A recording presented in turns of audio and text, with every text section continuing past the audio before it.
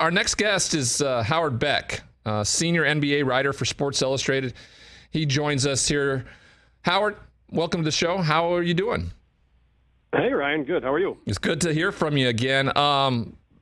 First off, Ja Morant's finish, versus or up against the Timberwolves collapse again with a lead. What did you think about that performance, especially after the slow start for him and then the finish that he had to get this team up 3-2? I mean, we're all going to be talking about that dunk alone at the end of the third for forever, for the rest of time. But then the game-winning basket, it just showed all of his acrobatic athleticism, his coordination, and just his gutsiness besides. That was a really tough drive. That was a tough shot. And so this is how stars are made in this league. In the NBA, whatever you do during the regular season, and he was performing like an MVP for a lot of the season, but he missed too much of it to really be in the race at the end. But what we saw, what you see in the playoffs is what defines you. And what we saw of Ja Morant last night was one of those signature performances that tells you, I'm not just a great aerial show, though he is. I'm not just a highlight reel, though he is. But he can make winning plays. And it was, as I say, a gutsy move, an incredible move, one that not too many guys could have pulled off. And now the Grizzlies are in the driver's seat. I think the stat is, when these series are tied, if the team that wins Game 5 goes on to win the series about 85% of the time. So the Grizzlies are in good shape. The Timberwolves on the other side of that coin, right? They continue to blow leads. I've heard some people talk about how this is because they're so young, an incredible learning experience, but that's not going to play into what happens this year. How do you view the Timberwolves getting into the playoffs first off, and then the performances late in these matchups? Well, yeah, I mean, look, when a team doesn't have a lot of playoff experience and the Timberwolves, have very little to speak of as a unit, then it's fair to talk about lack of experience. It's fair to talk about youth. That said, Karl Anthony Towns is, 26, 27 now? I mean, he's been in the league for a while. Right. He's 26. He's, this is... over time, I get less patient with a guy. Like, you're in your early 20s, it's one thing. He's in his prime now. And, D'Angelo Russell is, right there in his mid-20s. They do rely a lot on Anthony Edwards, who, of course, is second-year player, 20 years old. They've got a few vets around. But, yeah, I mean, look, the core group is young-ish, and it's their first time in the playoffs together. We could chalk it up to some of that. We could say that maybe the Grizzlies are just a little bit more sound in who they are and maybe a little bit tougher. I think that is a fair observation as well. But, I think for the Timberwolves, assuming that, if they lose this series, which is what you would expect anyway. I mean, they were the 6th seed coming in. I think that this is a solid start on what they can become. And it was not that long ago that we were talking about, is Karl Anthony Towns going to be one of the next stars to force his way out? Misspoke, 7th seed. So they come in as a 7th seed, and this is the usual path in the NBA. You're going to come in as one of the lower seeds of the young team. That's step one. You get knocked out in the first round. That's what we expect of 7 and 8 seeds. And then you come back the next year and you build on that. And the last time the Timberwolves broke through a few years ago under Tom Thibodeau and Jimmy Butler, it was short-lived because Jimmy Butler wanted out, and that was the end of that. This feels a little bit more sustainable, obviously, with in his prime Karl Anthony Towns and a very young and spectacular Anthony Edwards. Speaking with senior NBA writer from Sports Illustrated, Howard Beck, the Phoenix Suns, they seem to grasp control of that series, one that it felt for a little while it was slipping away a little bit. The loss of Devin Booker, but Mikal Bridges last night just played outstanding. DeAndre Ayton, as well as Chris Paul. Is this Suns team righted the ship, and are they going to move on with the next game, or is this going to go to 7? I got a feeling it's going 7. I've been really impressed by the Pelicans, and that's a tough team. And C.J. McCollum, I think, has added some stability there, and obviously brought a lot of leadership as well. Brandon Ingram has been spectacular, one of the best players in this postseason so far. And the toughness that we've seen from Herb Jones, the rookie, whose defense has been just incredible. I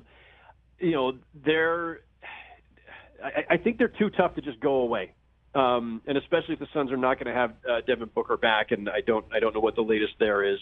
I'm not out of that series, but I feel like obviously the Suns should win the series. The Pelicans, they've shown us enough that I think that they can extend this. Is this a scenario where Devin Booker is such an important piece that because normally, like you talked about, an 8 seed versus a 1 seed, in fact, a 1 seed that dominated the regular season, is this just a Devin Booker scenario? And if this team's and Monty Williams and the organization feel like they can get through this series without testing Booker again, that's what they're going to do? Yeah, I mean, listen, the Suns went to the finals last year on the strength of what I would consider to be more of an ensemble cast, right? Like Devin Booker is, an excellent player, all-NBA caliber player. Chris Paul is a legend, is going to the Hall of Fame. But they don't have that one guy. And in this case, that's actually proving to their benefit, right? The Bucks are, incredibly reliant on Giannis. And, you go down the list, the Warriors and Steph Curry, the Celtics and Jason Tatum. The Suns are built a little bit differently than that. They don't have that one guy who is the center of their universe. Booker is their most important scorer and their most complete scorer, but they're an ensemble cast, and I think that that's made it a little bit easier to weather the storm, especially, given it is a 1-8 matchup. In the next round, it presumably would get a little tougher. Or if they were facing, a team that's as stocked as the Warriors right now, it would certainly be a lot tougher. But I think they can weather this because between Chris Paul's playmaking and, we saw the shooting from Bridges last night. We know that they're tough defensively. We know they've got a lot of shooting in general. They've got size. They've got versatility. DeAndre Ayton can carry you for stretches. They have enough to kind of get through a 1-8 matchup. But again, I don't think the Pelicans aren't your typical number 8 seed either. Yeah. That team changed quite a bit when they made the trade for McCollum and Larry Nance Jr. And we're seeing how tough that team is. Yeah, they're giving a team that I thought had a pathway to the finals a heck of a time. Another series that has tightened up. The Sixers, of course, up 3-0, and then have dropped 2 consecutive to the Raptors. Joel Embiid, the injury to his hand. Where is this series shaping up to be? And the Doc Rivers conversation is still out there, right? Losing 3-3-1 series. Now they were up 3-0. They went to 3-1. This is right in the wheelhouse for everybody to talk about. Where are we at with this series, and are the Sixers gonna cough it up? My question for the Sixers is, where is James Harden? I mean, look, this was one of the defining moves of the season, was swapping Ben Simmons for James Harden and Daryl Morey going and getting his guy again. And, Joel Embiid has had an excellent series despite the hand injury, but the hand is not going to get any better. We know he needs off-season surgery for it, and that's going to, present some troubles and some limitations perhaps. They've got some other firepower there with, Tyrese Maxey, Tobias Harris. But, I mean, James Harden is the guy who you went and sold the sun and the moon and everything else to go get. And he is supposed to be the guy that you ride if your other star, Joel Embiid, can't do it at the same level because of the injury, or just to take some of the pressure off of him and to balance the offense a little bit.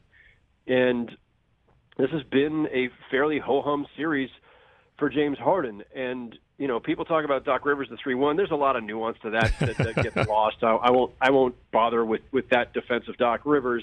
It's about the players in the end, and James Harden has a horrific postseason record in games that matter. So, we know that no team has ever come back from 3-0 and won a series, but a couple have gotten it to 6 or 7 games.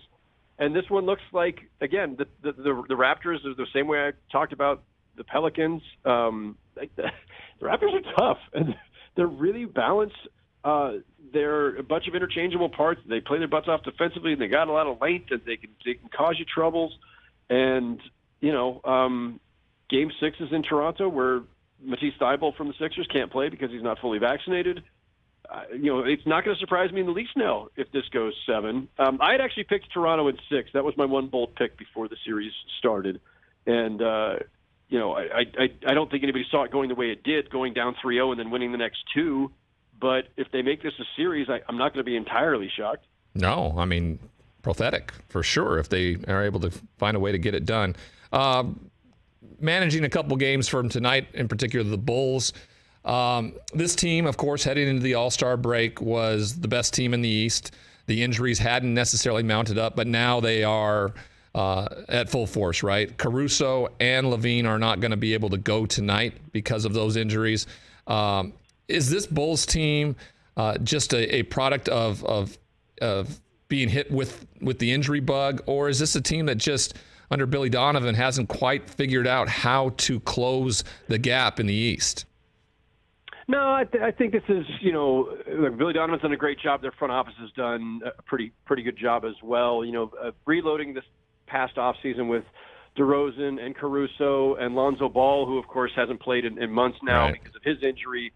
If they were whole, they're not a team I would have picked to beat the Bucks anyway, but we saw what they could do early in the season, and they were probably a little ahead of themselves. I don't think they were quite as they were never destined to be as great as they looked in November, December, but at full strength with Ball, with Caruso, this team obviously is more than respectable. I never saw them as title contenders. I didn't think they were going to be a team that was going to make a lot of noise in the East in the playoffs because you just had too many established powers there between the Celtics and the Bucks. And, the Nets, if they ever pulled it together, which of course they didn't, but the Sixers, there's, the Heat, there's just a lot of established teams. And so the Bulls are going to end up essentially where they probably always were expected to, which is, a team that's had a breakthrough season. They're a playoff team again. It's been a fun ride, but yeah, they're losing guys at obviously the exact wrong time. And, going in without Zach LaVine, who's in health and safety protocols, COVID, and Caruso, he's in concussion protocols. They've checked off every box protocols the NBA's got. So it was a nice ride, Chicago. But yeah, this is the Bucks series to close. All right, before we get you out of here, we're speaking with Howard Beck, senior NBA writer for Sports Illustrated. The Golden State Warriors, they have a chance to close it out tonight as well.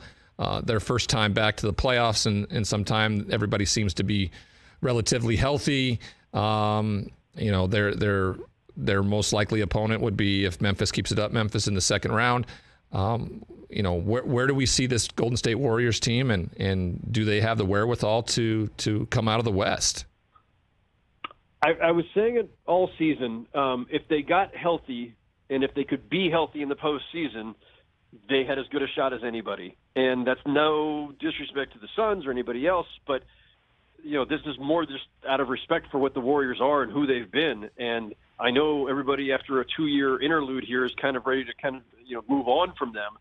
But and when we got to the postseason with Steph Curry being on the minutes restriction and having the foot injury, that raised another question. But Steph, even playing off the bench and in limited minutes, has looked like Steph, and Klay Thompson's looking pretty close to the Klay Thompson we used to see before he had the ACL and Achilles injuries.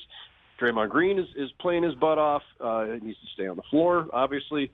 And their young guys have been excellent, and Jordan Poole has just been, phenomenal. He should have won Most Improved Player. He was top of my ballot, but we don't need to go there.